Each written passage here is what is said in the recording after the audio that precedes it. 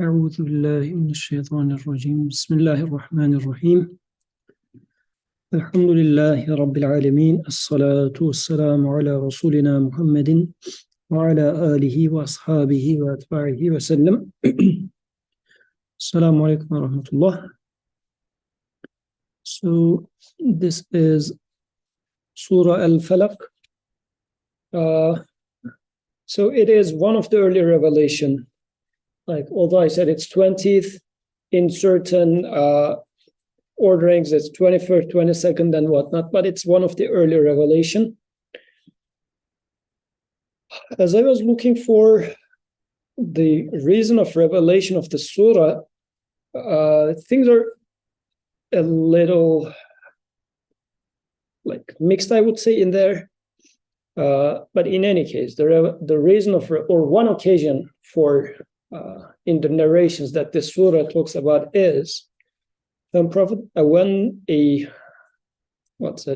sorcery or magic was made to the Messenger والسلام, from a Jewish man called Labid. He was under the influence, and then prophets recited this surah as he was untying the knots of the magic. So this is being where the surah is being mentioned in the narrations. So because of that, some people said that since Jews were in Medina, this surah was revealed in Medina and whatnot. But it's also known that prophets mentioning the surah in there does not necessarily mean that it was revealed at that time, but he recited this surah for that time as well. So this is where sometimes in those narrations versus ordering, things might be getting a little mixed. There are difference of opinion, but at least Surah Al-Falaq and Surah An-Nas are mentioned within that context of somebody did magic upon the messenger, and Prophet sent some of his companions to a certain well to find the magic material. They collected the magic material from there, and then and then as they were, and the magic material was, so to a comb, hair was tied around a comb, and Prophet was untying it by reciting the surah, and as each of the knots were untied, Prophet felt ease, and finally he was in complete ease at the end. This is the historical background that's narrated for the surah. So let's read the surah overall, and inshallah we will start discussing it. Bismillah ar-Rahman ar-Rahim. Qul a'udhu bi Rabbil Falaq. Say, I seek refuge in the Lord of the daybreak. Min sharri ma khalaq, from the evil of that which he created. Wa min sharri ghasiqin idha waqab, from the evil of the darkness when it overspreads. Wa min sharri naffathati fil uqad,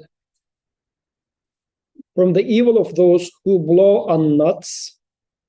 Wa min sharri hasidin idha hasad, and from the evil of the envier when he envies. So that is the surah, 5 verses, and inshallah we will start talking about it.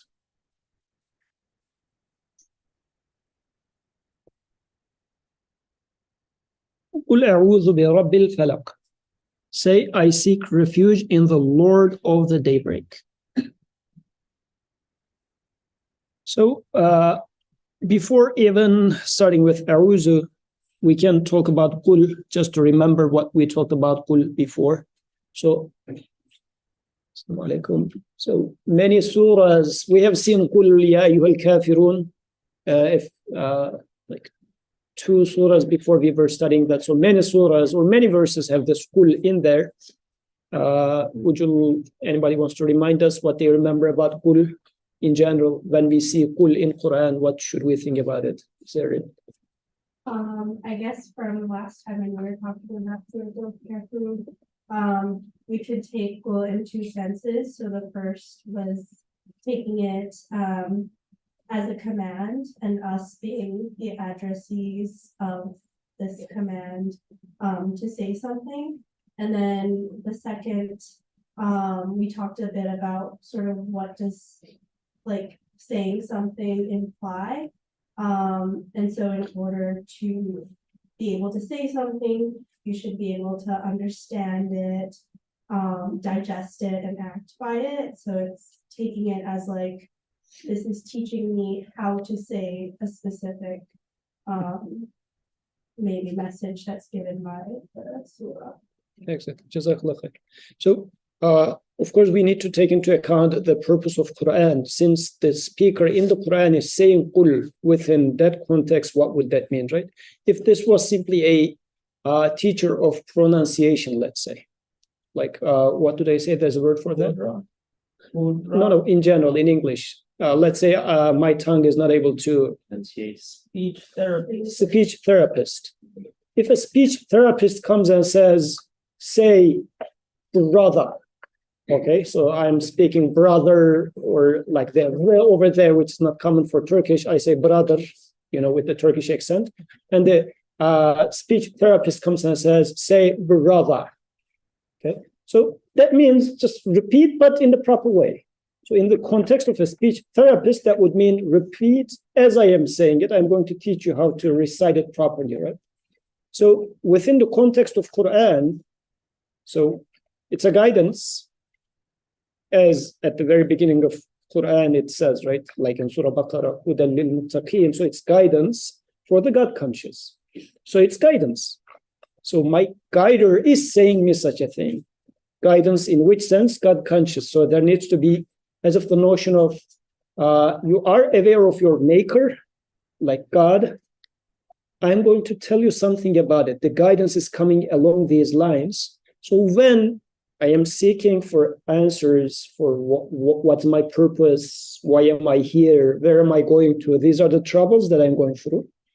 In this context, Quran is coming and telling me, say, so I would say, well, if the teacher is going to tell me about me, where I'm coming from, where I'm going to, who put me here, then this say is different than simply a proper recitation, for instance, or proper speech therapist like of essay.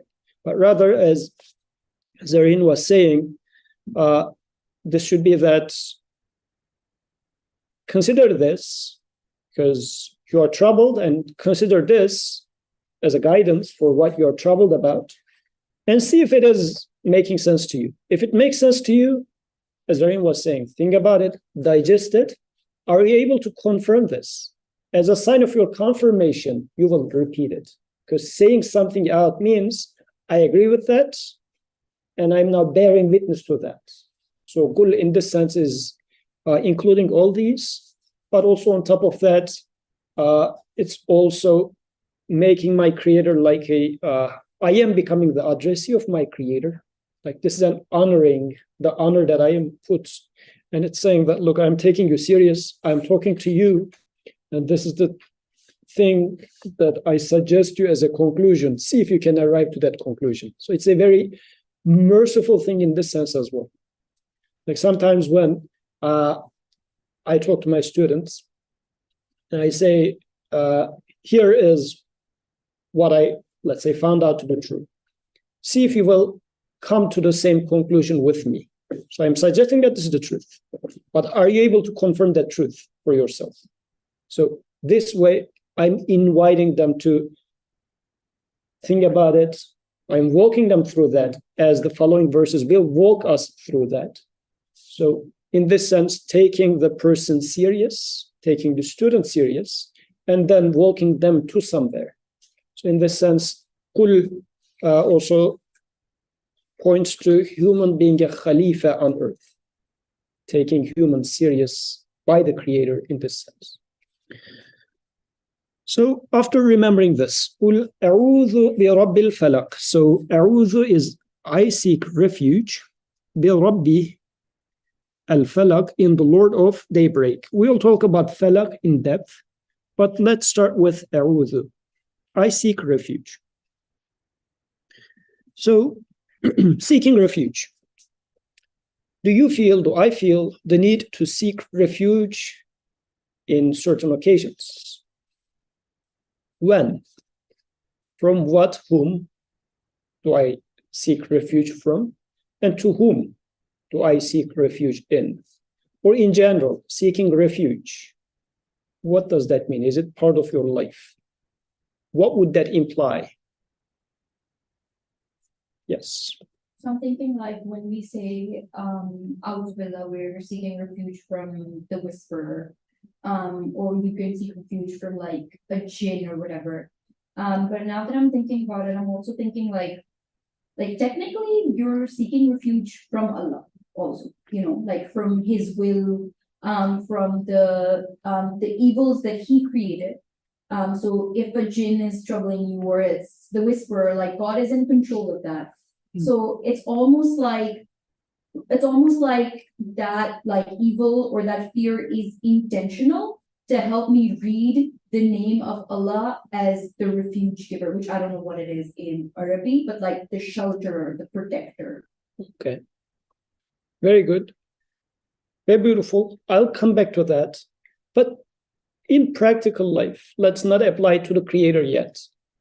What does it mean to seek refuge? Or even let's take it as the common word, refugee. What does refugees do? Seek protection from something that's endangering you, right? So like if there is something, usually it happens in the context of a war or some sort of civil disobedience that's occurring that impacts the daily life of the civilian or the citizen from that country. They seek refuge in other countries because that country is more stable in terms of civil disobedience. So I would say when you're seeking for something bad, we try not to go to the. I see. So in this case, there's a country at unrest. So my life is threatened if I try to continue living in this country. So then there's this other country which provides me a life environment which I can survive. And I am seeking refuge from the previous country to the second country. Right. So this is seeking refuge. Okay, good, very beautiful. Yes. I guess thinking about it sort of in my sort of day-to-day life, I feel like when I am, for example, going to work, there's certain anxieties and stresses I feel, maybe some pressure that's being put on me.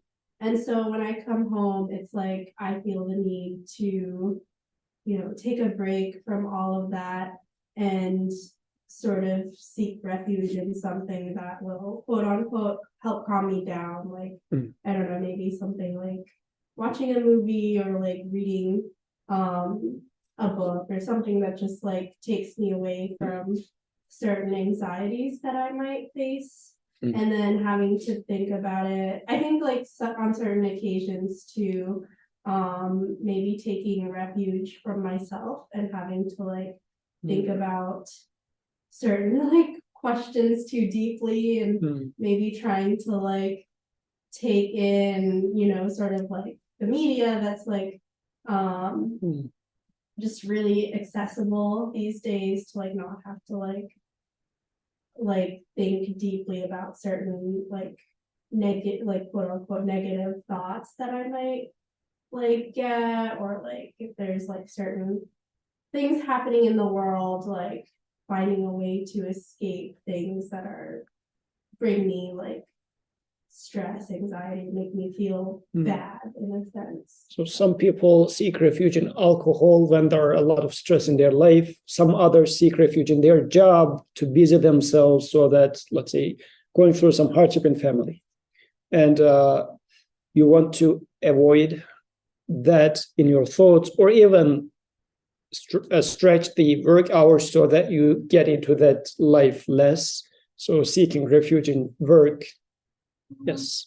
Like thinking of refugees, I was also thinking like that's a very sort of extreme scenario, and I think the word refuge is like also used for that, like they're really so helpless, like they have no homes, they're completely like they don't have any money, they need shelter.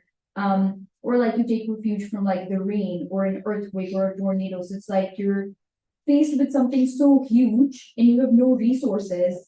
So like, what are you gonna do in that scenario? Mhm. Yeah. So threat is there, or lack of resources is there. And then there's this other source which can provide me with all those resources, save me from all those, or even maybe you can come and say, oh, what they're doing is wrong, save me from their oppression. So maybe you're inviting those people to come and take over. This is how brilliant American democracy went into Iraq, right? Yes. I think about like when we said refuge, and actually all the example we gave, in that same scenario, some people go in to seek it. Like in the example of the rain, some people might like play in it instead of like having to avoid it. And even though there's civil disobedience in certain countries, some people are not willing to live like wherever they've lived for a long time, or they're not willing to move from a certain state. So I think like even within refuge, it's different because some people find refuge in the mess. Like they're not even looking for necessarily what I considered, I guess, peaceful is not their idea of seeking refuge. So I find that interesting. It's not necessarily always how I think of it. Yeah, sometimes staying in the hardship or some people prefer not to take refuge. That's the point, right? Mhm. Or I think it's a different type of refuge, right? Like I don't consider it a refuge because to me, like I define refuge as like, well, I need to stay. Like if I'm seeking refuge, that means I must be better than where I'm at the beginning. But I think I've also noticed where like, even though that was my definition, I've seen where in cases where if I look at it from the outside, it doesn't look like they're actually seeking refuge. But they found refuge in a different way. So an example of like rain, it's like some people avoid it and run away from it. And that's seeking refuge from the rain, and others like engage with the rain, but still they're still like, I guess seeking refuge, but it's with the rain. Like they're not afraid of the rain in the sense of like they don't mind getting wet. so maybe So in that case, they're not disturbed by it. yeah. So they're not seeing a harm in rain then. Yeah. So seeking refuge is, I do see some sort of a harm or insecurity somewhere. So if I don't feel insecurity in rain, so I don't seek refuge. That's understandable. But wherever I see a harm, and then I see an alternative, safety, then I seek refuge from harm to safety. So, and harm versus safety changes from person to person, case to case, but everybody has some sort of a harm and safety in their lives. And how safe are we existentially as humans? Like, is seeking refuge something that should happen here and there? Or There's a comment. I don't need to. okay, there is a comment. Okay, yeah. Sister Latifa, Umari Latifa says, to ask for protection from God, example, when I want to read Quran or when to go out, etc. That's a beautiful point. I also get to there now. So, because we also say, A'udhu billahi minash shaitanir rajim before starting to read Quran. So I seek refuge in Allah from Satan the cursed, or the one that's stoned. What does that mean? Also, let's talk about that for a second. Before starting to read Quran, seeking refuge in Allah from Satan, what does that mean? Yes. I guess the idea is that even though this is the divine and protected word of God, if you approach it with the wrong, perspective or approach, right, you could even get something wrong out of that. So Satan in this case is approaching from the wrong perspective, because I'm seeking refuge to Allah from Satan. Sure.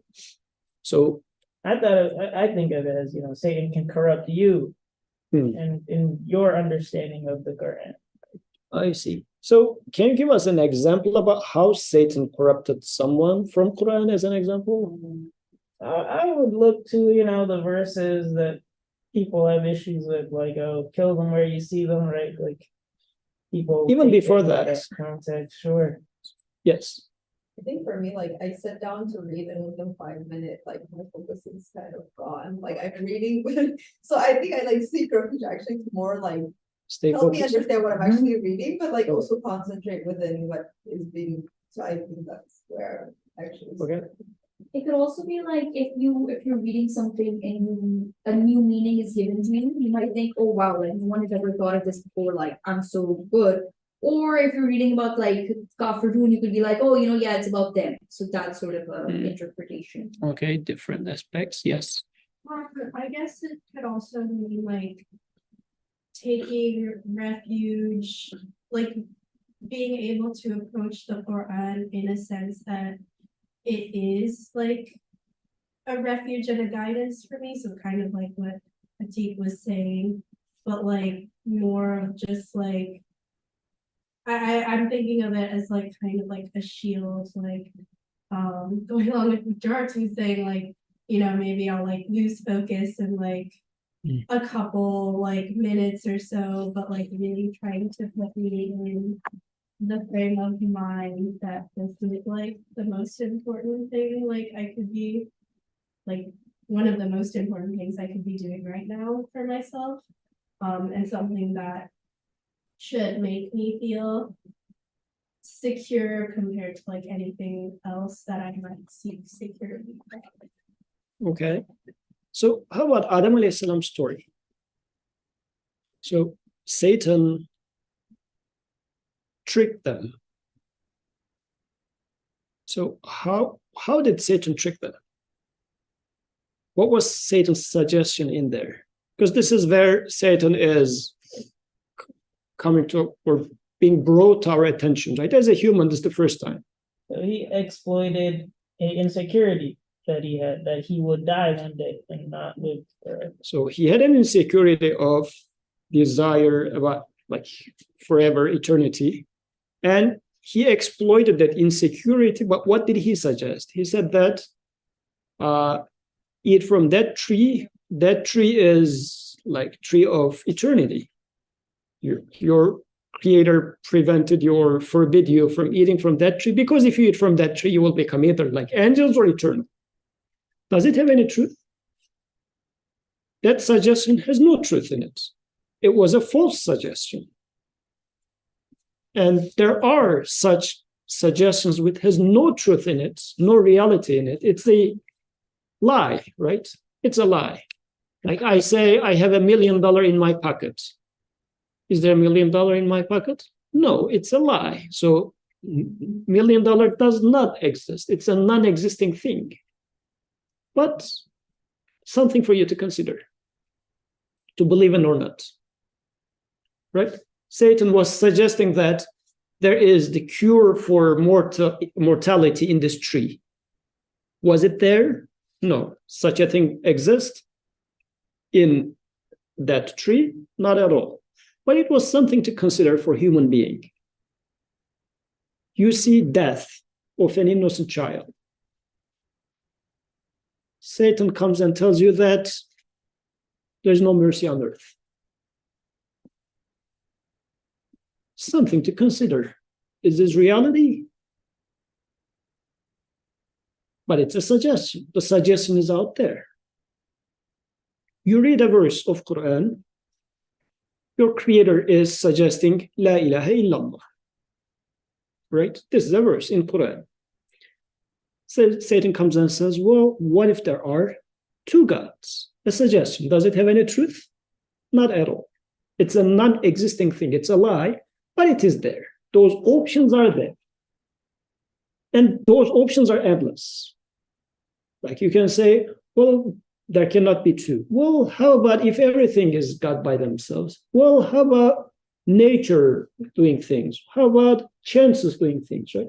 Many such suggestions out there which doesn't have any truth in it, yet those options exist. For a reason, though, because this is how human learns. This is how human is meant to learn, by making a comparison between falsehood and truth. So it's pretty much how it is with the multiple choice questions, right? There's a question, there's one correct answer, there are 4 wrong answers. So some of the wrong answers are so clearly wrong, but one of the choices are, it's really at the boundary. And those are even teaching you better. The ones on the boundary are teaching you where the truth ends and where the falsehood starts. This is how human is meant to learn. Why? I don't know. But the truth is, this is how we are meant to learn. This is how we are hardwired to learn. So Satan will always be there in our education. So in a sense, a student, when taking a multiple choice exam, says to the professor, I seek refuge from the wrong choices. To you, what do you mean to you in the light of your education? The truth is from you, the falsehood is from all those lie choices. I am seeking in refuge to you from all those wrong options. So when I sit in front of Quran and start with A'udhu billahi minash shaitanir rajim, what I'm saying is, let me clear myself, or at least make myself conscious initially. It's a call for consciousness, saying that there are going to be false choices, and here's the truth. And when I start reading truth, false choices will be introduced to me at the same time. It could be something about verse about jihad, as you were saying, or maybe about inheritance, or nowadays, since these are the fancy things that are out there, man-woman rights and whatnot, all these sort of things, Quran will say something, and then all these alternatives will come to my mind, will be flooding to my mind. So how am I going to approach that? First, be ready that truth versus falsehood will be there. And am I ready for finding the truth in there? So I'm realizing or reminding myself by saying, A'udhu billahi minash shaitanir rajim, false suggestions will be there.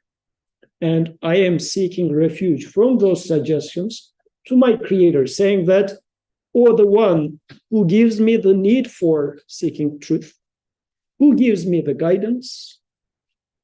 Those false suggestions will be there, I know. This is in my creation. And you are the creator of Satan. You are the creator of those false choices to teach me truth as well. And I am seeking refuge in you. I am asking you to give me guidance. This is beautiful. Why? Because there could be another alternative, saying that, okay, professor, tell me the problems. I got it. You just show me the questions. I will answer them. I will find the truth. This is an arrogant behavior. Because now I am saying that I can distinguish right from wrong. This is not an abd behavior. Abd means I am needy of guidance. I don't know how to distinguish right from wrong. You guide me to distinguish right from wrong. So the phrase saying A'udhu billahi minash shaitanir rajim is also a very beautiful expression of recognition of my abdness, my neediness. And as who was saying, you were saying, yeah, Dua was saying at the beginning, I am seeking refuge in my Creator, if you think about it practically, from my Creator.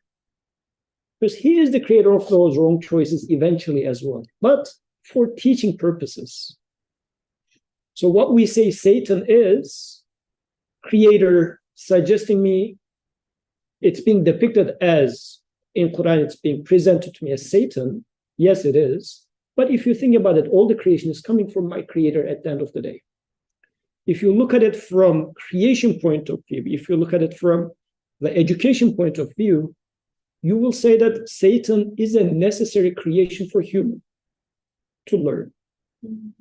But following to Satan is bad, but the creation of Satan is good. Think about it like a multiple choice question. Question is beautiful because it's by asking that question I will learn.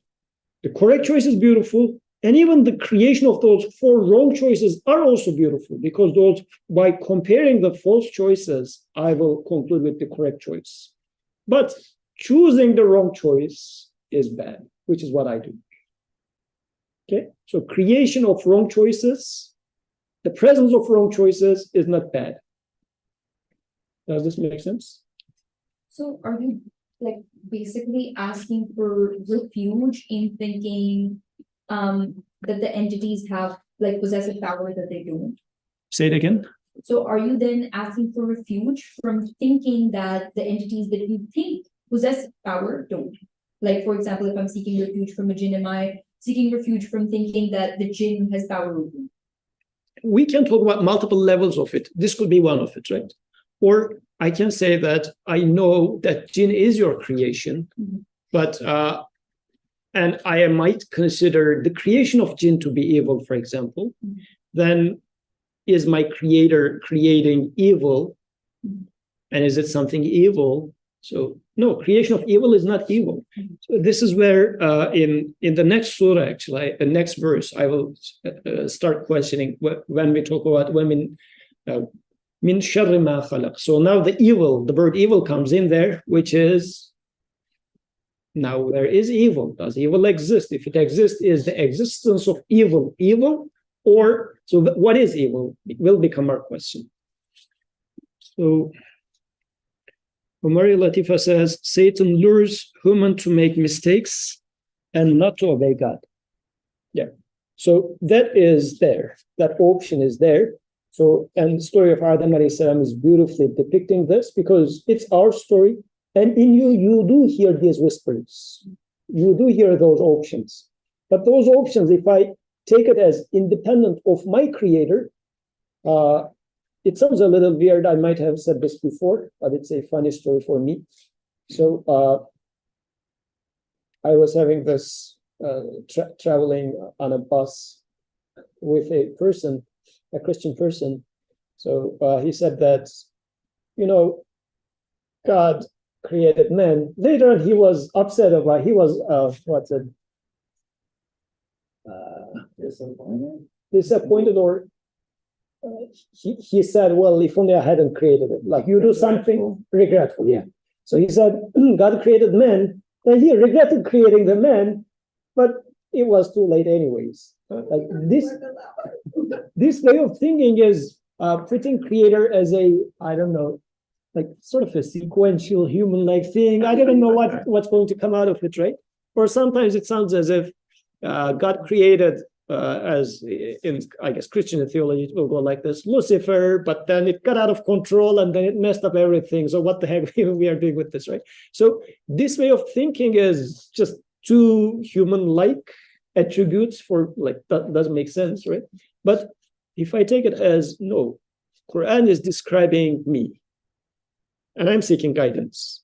In me, do I hear, like if I apply story of Adam alayhi salam, do I hear those whispers of Satan suggesting me to pick from that tree? Yes, indeed. What is the utility of that in humans' creation, though? Why am I here? Where did I come from? Where am I going to? These are my fundamental questions, right? So in my education, Satan's whispers are playing a huge role. So it's good for my education. Those presence of the existence of those false options are good, beautiful from the point of view of education. So the creator, with his wisdom, created that Satan for me, for my education. But me choosing those false answers is my responsibility. I shouldn't do that. Yes. Different question, little bit. What is there a difference between Iblis and this whisper of Satan? Iblis and whispers of Satan. I guess so. For me, as I am concerned about it, in that story, the Iblis is referring to the whispers, and the whispers that you hear from inside, you can say that, yes, such a thing exists. I can confirm the existence of such a thing, and I need to question what's its utility for me. Like its proper name, is it of type jinn, or how old is it? I mean, these type of things as it can get into mythology. And what's the use of that for me, right? Not like this, but the Iblis that disobeyed the creator. So again, when we talk about that Iblis in there, are we still trying to understand the guy itself? Or can I confirm the presence of such a thing? Like in this existence, do I see that something is disobeying the truth? I mean, all those false ideologies, you can say, is doing that.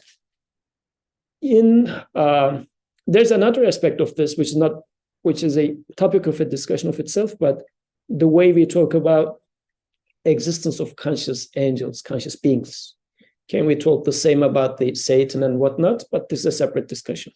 I mean, that could become meaningful to discuss it at that scope, but let's not get in there as a conscious being. Okay, so if we come, Selamünaleyküm. Walaikum assalam, go ahead, please. So I have like a interrupted connection. Sorry for that. But I hope I'm not repeating something that already been taught. Go ahead. With the point, like the last point you made, and also combining with the points that you earlier made about how having Satan is like a part of wisdom from our perspective. So I was asking the question, like, do I seek refuge in things? Or do I seek refuge like in anything? It doesn't have to be in God for now, but I'm just, asking the generic question, do I really seek refuge? And most of the time, I do not. I mean, I either try to rely on myself, or when I seek refuge, it's usually in things that are in the same type of like myself, like the other people, the system or group of people, certain, the institutions and so on and so forth. So I really need certain things in my life to remind about my own reality, that I have to seek refuge constantly because of my weakness, my needs, and the fact that when I seek refuge in this right source, the God, then it also gives me satisfaction just for that purpose, so that I can taste this satisfaction. I need these things in my life, no matter how you call them, right? So one example, when a baby, for instance, seek refuge in her or his mom's arms when she's afraid of something, it's not only running away from something scary and finding the solace or satisfaction, but it is also about the warmth of the mother's compassion. So, and this is like this type of compassion is only available in such situations, and for baby to experience that, there must be something scary in her life, so that the baby will experience this type of compassion. So this scary thing, whatever it is necessary and a wise, let's say, addition to her life. So the same way, when I look at the world and I see injustice, when I look at the world and I see evil things, yes, there are many other wisdoms in that. Like I know through the feelings that are created in me, not my feelings, but the feelings created in me, that I know that I should be away from them. That's one thing. But on top of all these different wisdoms, through them, I also experience the beautiful, the feeling of seeking refuge, that I'm in the hands of an all-powerful, all-knowing one, all-just one. So this just seeking refuge itself is a delicious, the satisfactory and peaceful experience. And to initiate this, I need things in my life, evil things. Jazakallah. So in this case, seeking refuge is an invitation to the mercy of the Creator. Yes. So my question is, I don't know if I missed this, I was late, sorry for that, but do we seek refuge from for any existence of life? Like, for example, you experience anything in life. You were giving an example of family problems. So, for example, sometimes the best way is just to avoid those things, like To avoid those things. avoid. Okay. There's a phrase, it's like out of sight, out of mind. Okay. So sometimes that is the best way to deal with some things, and you like sometimes you just don't need to seek refuge in anything. So how would you deal with that? Like, do you constantly need to seek refuge in one thing, or should you just like not think about it and like go on with your life? Yeah, I mean, if this is one way, let's say there's this harm somewhere, and in this case, mentally, physically, you are staying away from there. So, and you cannot stay in the vacuum though, right? You are trying to get into something else. Let's say, I mean, you might be a parent, you might be a child, right? If you're a parent and your children are causing you trouble, then what do you do? How can you stay away from that? Is it just that, okay, wherever they are and turn back? I mean, you have to busy yourself with something, isn't it? Like adopting a cat, or I don't know, start college or some degree now that your children are not busying you and not reciprocating your love after some point. How do you busy yourself with? Because you cannot not think about it. It is not human. All those desires in you will haunt you, saying that how dare she didn't call me, he didn't call me. Like I was having sleepless nights for this kid for years and years. Now he's away, he's not even calling me. How can you stay away from that? Can you really? So you will need to replace it with something else. That replacement is practically being how you seek refuge in something, right? Is it being a solution? Not that much, really. So seeking refuge, but the bottom line is there in human, because as long as the vulnerability is there, the need is there, seeking refuge will be there. But the question is, ultimately, which source will protect me? To whom shall I really seek refuge in? Because like if something bad is happening in your country, and then you seek refuge in a country which is even a worse condition, it's not a wise decision, right? So you will need to find a better country which is more stable and whatnot. So life is just grinding me, let's say, and then in whom am I seeking refuge? Or I have these questions and doubts or whispers in various ways. It could be at some philosophical things that are happening, like science or whatever. Or it might be that from inside, you do see nowadays, as we see a lot, innocent babies are being brainlessly killed. And there's this shout from within that comes out from everybody. Why is this happening? Where is this going to? Where is mercy? How does Creator help them? Or even a few days ago, somebody sent me an email saying, okay, I am, yes, blessed with a lot of things. I'm thankful to God about that. But how about those people who have never seen the silver line once in their life? They have lived this unpleasant conditions. The person is being worried about the other person's life. He or she doesn't know what the other person went through, but looking from outside, it looks like he's saying that that person died without even seeing the bright sunlight one day, metaphorically speaking, in their lives. So what can I say? What is mercy for them? What's their share for mercy, right? So this is a feeling in you that troubles you. So how do you, and this is harming you, right? This is making you feel really question, is God really merciful?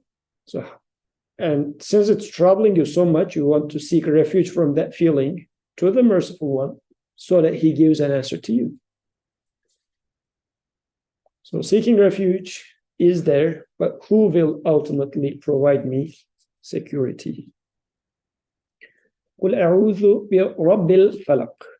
So I'm going to put questions for both Rabb and Falaq together. But Rabb al-Falaq, in here the word Rabb is mentioned.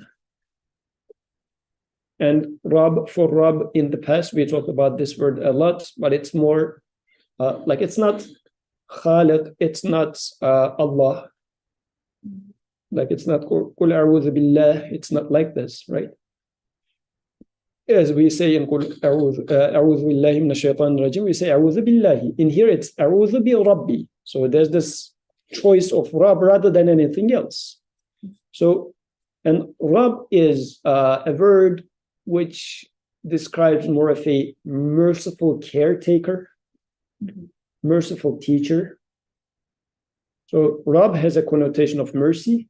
Rabb has a connotation of taking care of something gradually, growing something up. Okay.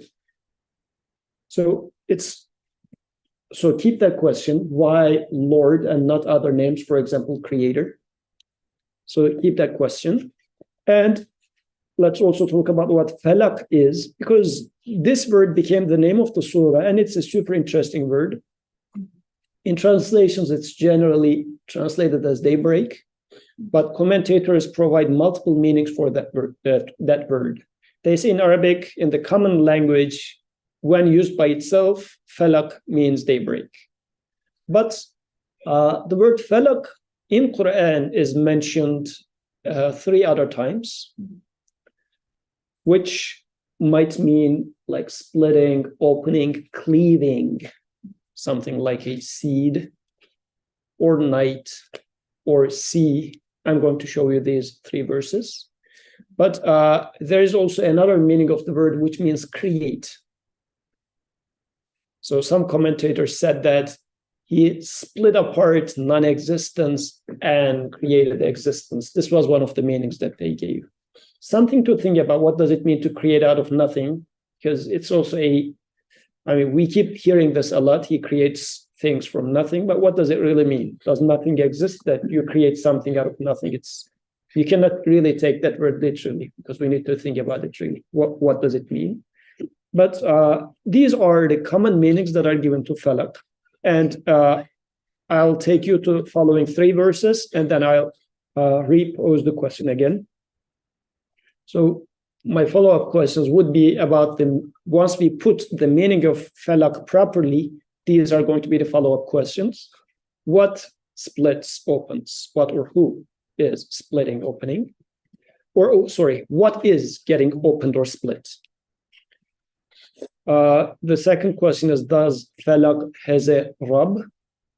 Like splitting, does it require a Rabb? This ties back to the previous question, right? Why Rabb of Falaq, but nothing else? Does splitting, when you see something is being split, do you say that, oh, there's a maintainer, there is a sustainer of the splitting? Do you say that? This is going to be the question. And why seeking refuge in the splitter, but not, for example, heavens, Lord of the heavens and the earth? Like, what is specific about Falaq so much so that I am seeking refuge in the Rabb of Falaq? Okay, these are because that word is an interesting choice. You could have said, seek refuge in the one that creates you, seek refuge in the one that's all powerful, right? That would make sense. But now it's talking about a specific thing, seek refuge in the in the Rabb of Falaq. So let's see a few other verses where Falaq is mentioned. These are 2 consecutive verses in Surah Al-An'am, and this is very interesting verses. Inna Allah faliq al-habbi wal-nawa. So indeed, Allah is faliq, the splitter of what? Habbi wal-nawa, the seed grain and the date stone. Okay. It is Allah who causes the seed grain and the date stone to split. Okay. But Falaq is a name, so you can take it as the splitter. So indeed, Allah is the splitter of the seed and the date stone. Okay. Seed of the grain and the seed of a fruit. So there are different types of seeds, but they are seeds. يخرج الحي من الميت ومخرج الميت من الحي. He causes the living to issue from the dead. يخرج is like خروج, come out. So he is the one who makes the living being to come out from the dead. And he is the mukhrij, the extractor of the dead from the living. ذَلِكُمُ اللَّهُ. That is Allah. For you, that is Allah. فَأَنَّا تُؤْفَكُونَ. Then how are you deluded away from the truth? Okay. Next verse, using the same word again. So in the previous verse, Falaq is used for splitting the seed and the date stone. Falaq al-isbah. He is the splitter of the daybreak. The same verb is used. So let's pay attention here. Falaq al-isbah. وَجَعَلَ اللَّيْلَ سَكَنًا وَالشَّمْسَ وَالْقَمَرَ حُسْبَانًا. And he has appointed the night for stillness, and the sun and the moon for reckoning or calculation. حسبانا. ذَلِكَ تَقْدِيرُ الْعَزِيزِ الْعَلِيمِ. That is the measuring of the mighty, the wise. Before I go to the next verse, let me just drop a few words into these two. When Nursi is interpreting these two verses, he pays a certain attention to the word falaq, and he says, this is talking about a common verb that is happening in different ways throughout the existence. The same verb applied to seed, the same verb is applied to the night being split apart and day is coming out of it. Like an example for what I mean by that is, let's say, let me see if my dear wife is here. Okay. She likes the painter Monet. So Monet has a style, and he has different paintings, but in all his paintings, you will see the same style being applied. Okay? So style, let's take it as a single verb. Whatever is the style of Monet, I don't know. I guess he's using like pastel, what's it? Impressionism. Impressionism, right? So Monet, the impressioner. Okay, let's call it this way. So when Impressionism applies to a fruit bowl, this is what it looks like.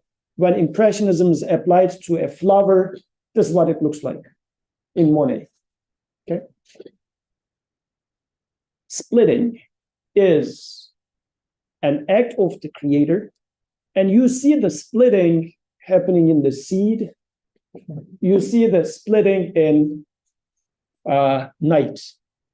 And it is the same, if you like, style, same brush.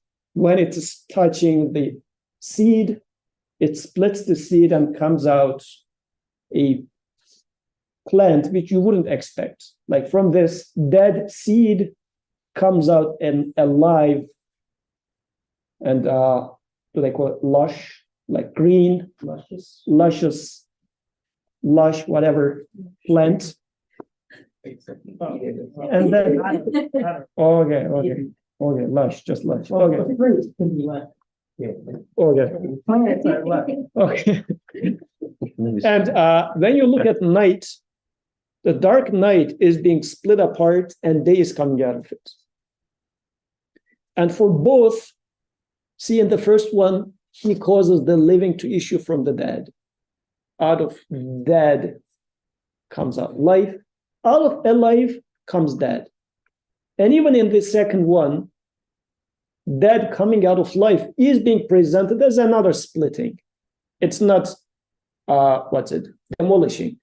It's again splitting something as if, like you split the dead, life comes out of it. You split it once more, death comes out of it. So it's a beautiful depiction of death as well, saying that death is also created. It's not destruction of life. It's another type of creation. It's something that comes out of the previous one. And then Falaq al-Isbah, so, and then talks about day, night, how these are coming through. And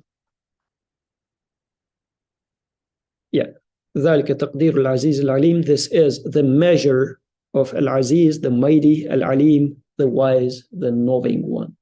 Okay, so these are summarizing that with this brush strokes, this is the message that's being delivered to you.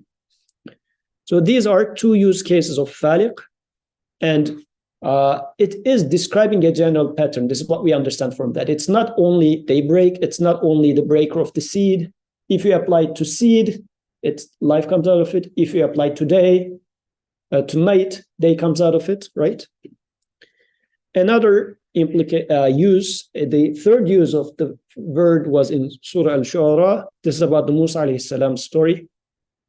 فَوَحَيْنَا إِلَى مُوسَى أَنْ يَضْرِبْ بِعَصَاكَ الْبَحْرَ. Then we revealed to Moses, strike the sea with your staff. فَانْفَلَقَ فَكَانَ كُلُّ فِرْقٍ كَالتَّوْدِ الْعَظِيمِ. Thereupon the sea split up, and then each became like the mess of a huge mount. So in this case, Musa alayhi salam is hitting the sea, and the sea is splitting up.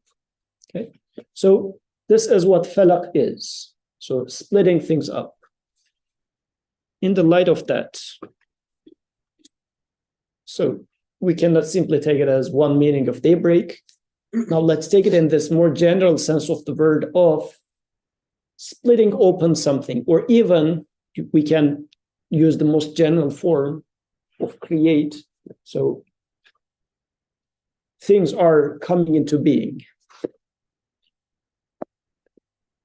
What does Rabbil? Yeah, go ahead. Well, I was gonna say, if we apply this, what we talked about, you know, in terms of like seeking refuge from something, if we say this and acknowledge it and believe it to be true, we are acknowledging that there is a being that can split, you know, the whatever we find fearful and bring something good out of it.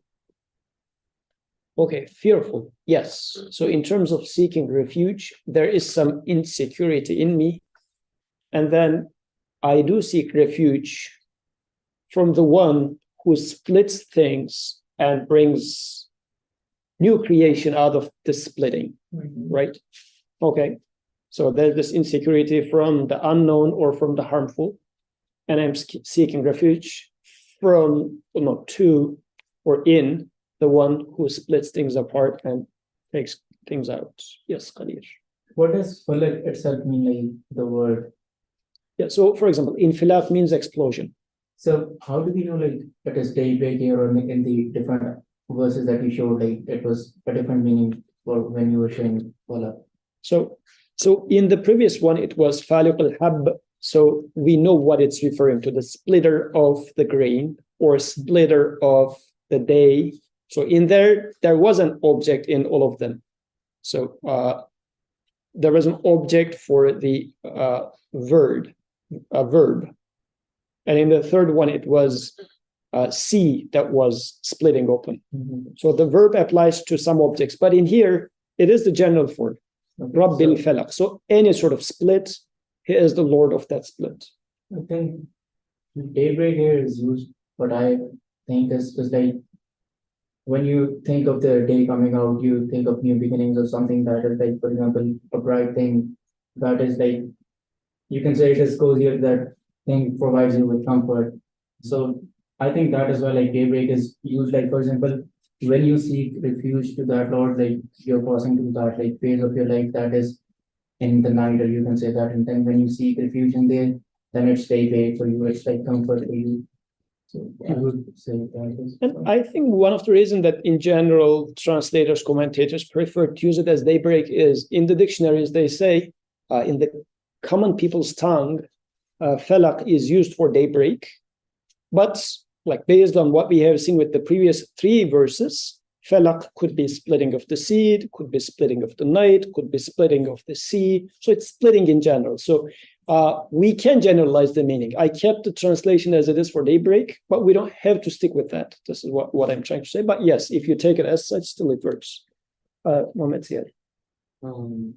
So it's also an action. So since it's an action, it's helpful to think of what state is it taking you from, and then what state is it taking you to. So seeking refuge in that state that you came from, and that this is the Lord who's taking you from that state to a new state.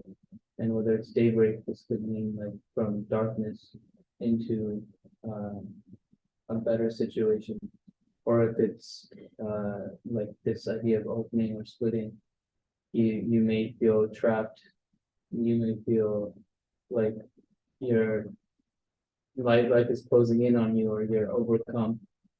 And so this is the Lord that is going to create that opening, that opportunity, pull you out of that situation, to take you to a better situation.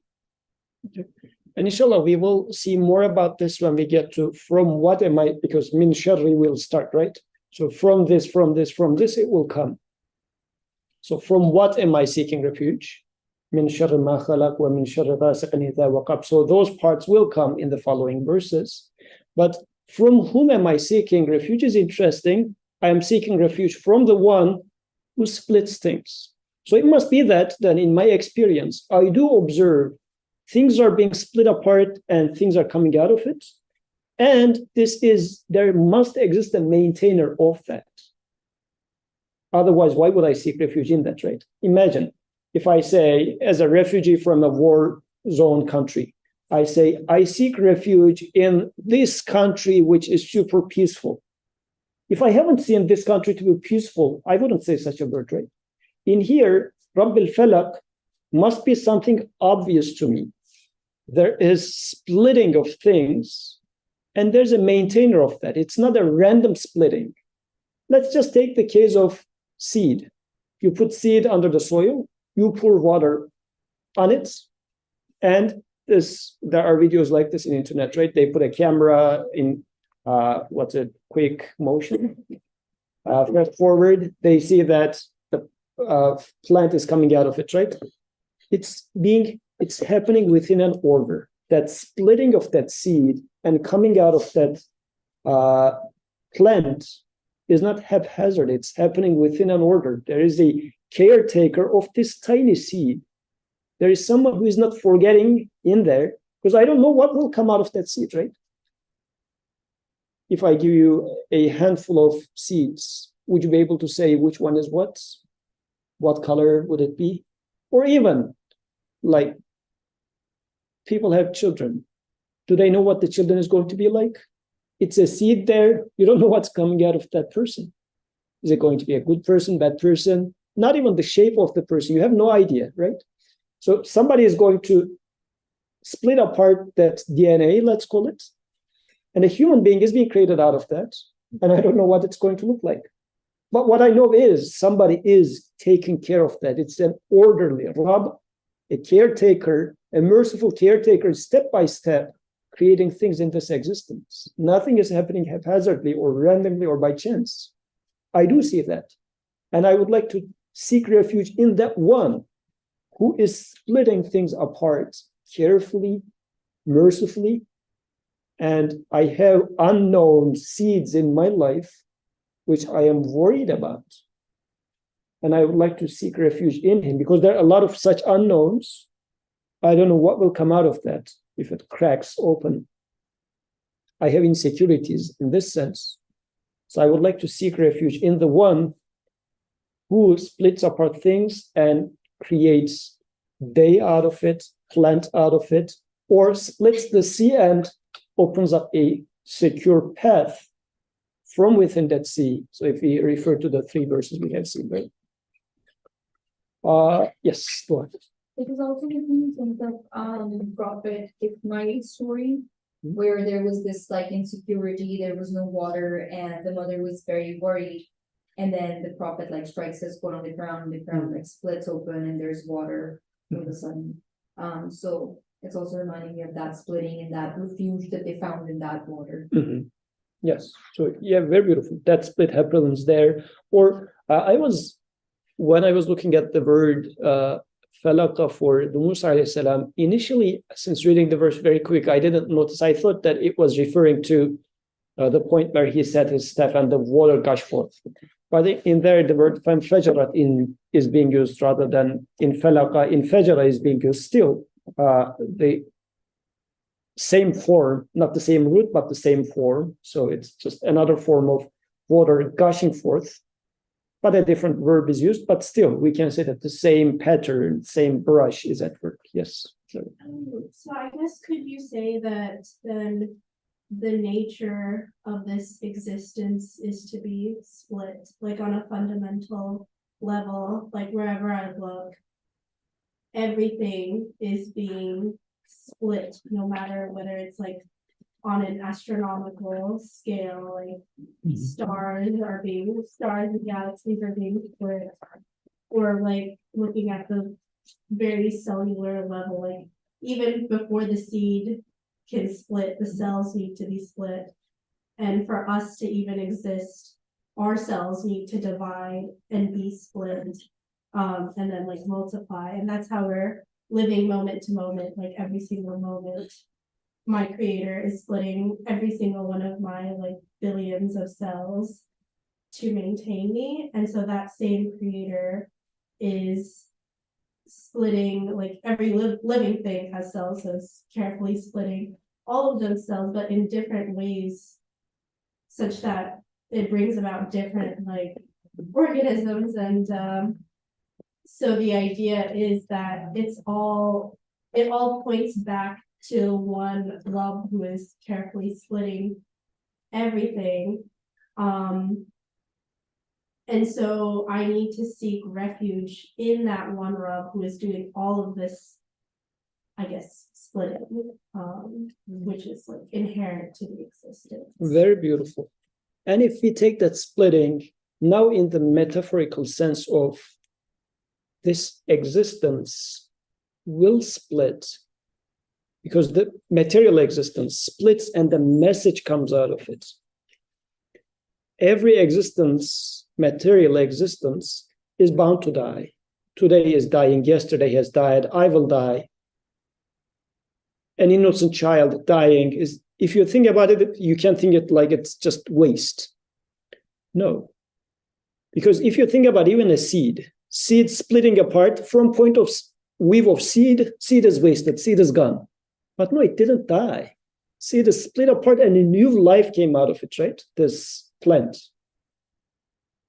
What is the truth that comes out of this existence? Does this make sense or no? So the material world is splitting apart and a truth is coming out of it. What's the truth of a child dying? What's the truth of me getting old? Because I need to crack the existence of me getting old and see the lively plant that comes out of it. Otherwise, my death is a dying in and of itself. It's splitting apart and it's dying. But Creator is creating this oldness or aging so that a truth comes out of it. What is the truth, for example, that comes out of aging? There is a never dying Creator who is the giver of life. So me getting old, me not being able to sustain the strength, the beauty, whatever that was given to me, it's just dying away, right? But that cracking of my youth and old age coming out of it is lively, because if you think about the vertical truth, not the horizontal, not the vertical truth out of it is, there is an ever-living one. This is the lush plant that comes out of this crux of it. So you can then, if I realize this, I can throw away the crux of it. What is because this is what happens, right? You put the seed cracks open, plant comes out. Who cares about what is left behind with the seed? It did its job, now it can rot, right? The leftovers of the seed rots in the earth. But the truth will keep growing up, which is the plant. This life, if I get stuck with the life itself, my physical body, it will get rot under the soil eventually. And every day by day, I'm being grinded under this life. And as I get splits, I'm just dying more. But what is the truth that's coming out of it? There's a provider, there's a sustainer, there's a merciful one, right? I am seeking refuge in the one because I would like to see that truth. in my existence. So I'm seeking refuge in him, saying that show me the truth. What is the beautiful life that comes out of this? Or what's the beautiful message? What shall I make out of the children that are dying in Gaza? Right? There's a splitting happening in there, but you can take it as a senseless killings of innocents, which it is. But what is the point there? What does my creator, okay, the killers aim a certain thing in there, but what does my creator will by making me exposed to that? What is the beautiful green lush plant that comes out of this deadly creation? So I am saying that, oh, I see that you're the splitter. You're splitting things all over the existence, but mercifully, and you are taking care of things and creating beautiful things out of that. What is the point of this whole existence? Because it's dying. No matter how long it takes, the whole existence is going towards a death. What is the never dying, never ending, eternal, beautiful message out of that? There must be one. And I am seeking refuge in you so that you show me that. So in this case, we can take it at the existential level of, or the creator. You are the one who keep mercifully, caretakingly creating. So show me the truth, the ultimate meaning.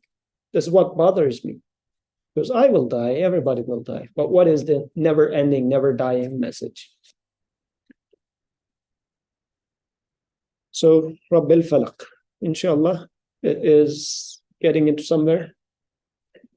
So beginning next week, we will continue with Min Sharri Ma Khalaq and onwards. سبحانك لا علم لنا إلا ما علمتنا إنك أنت العليم الحكيم وآخر دعوة